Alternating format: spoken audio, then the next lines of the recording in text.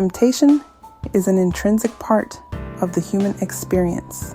It lurks in the shadows of our desires, enticing us toward momentary gratification at the cost of long-term fulfillment. Nowhere is the battle against temptation more profoundly illustrated than in the gospel account of Jesus' trial in the wilderness. His confrontation with Satan serves as both a reflection of humanity's struggles and a blueprint for victory over the forces that seek to lead us astray. Some may wonder, was Jesus truly tempted? If he is the Son of God, could these temptations have held any real power over him? The answer lies in the mystery of his dual nature, fully divine, yet fully human. He felt hunger, exhaustion, and the weight of human longing just as we do. The temptations in the desert were not mere theatrics. They were a genuine test of his humanity. After fasting for 40 days and 40 nights in the barren wilderness, Jesus was physically weakened but spiritually fortified. It was in this vulnerable state that the devil approached him, offering 3 temptations that mirror the same struggles humanity has faced since the fall of Adam and Eve. Satan's first attack was aimed at the most basic human need, sustenance. If you are the Son of God, command these stones to become bread, the devil taunted. After 40 days without food, hunger gnawed at Jesus. The temptation was clear: use divine power for personal satisfaction. Yet, Jesus did not yield. Instead, he responded with Scripture. Man shall not live by bread alone, but by every word that proceeds from the mouth of God. In this, he demonstrated that obedience to God is more vital than the fulfillment of physical desires.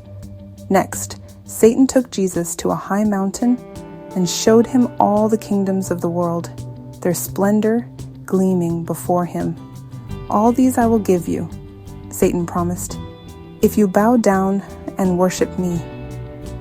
This was the temptation of power, possessions, and dominion, things that so many crave. It was an offer to gain control without the pain of the cross, to rule without sacrifice. But Jesus saw through the deception. He did not come to claim the world by force or deception, but to redeem it through love and sacrifice. His response was swift and decisive. You shall worship the Lord your God, and him only shall you serve. With this, he rejected worldly ambition and reaffirmed his allegiance to the Father's plan. Finally, the devil transported Jesus to the pinnacle of the temple, urging him to throw himself down, citing Psalm 91. He will command his angels concerning you. They will lift you up in their hands, so that you will not strike your foot against a stone. This was a challenge to pride, a temptation to prove his divinity through a spectacular display of power. The devil twisted Scripture, attempting to manipulate Jesus into testing God's faithfulness. But Jesus did not take the bait. He countered with another passage: you shall not put the Lord your God to the test.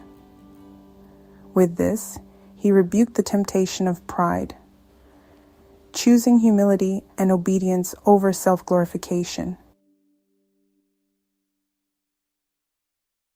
The significance of Jesus' triumph in the wilderness cannot be overstated. His 3 temptations directly parallel the fall of Adam and Eve in Genesis.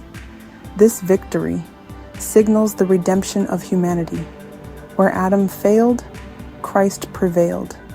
And in doing so, he paved the way for us to resist temptation in our own lives. Every human struggle against sin can be traced back to the same 3 temptations: pleasure, possession, and pride. Whether it be indulgence in material desires, the relentless pursuit of power, or the craving for recognition and self-exaltation, the enemy's tactics remain unchanged. Yet just as Jesus stood firm, so can we. His victory is not just an inspiring story, it is a promise. Through him, we have the strength to resist. The wilderness of life will test us, but we are not alone.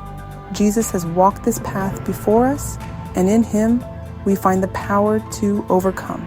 The question is, will we follow his example? Thank you for watching. If you like this content, remember to like, share, and subscribe, and drop us a comment saying more. See you next time.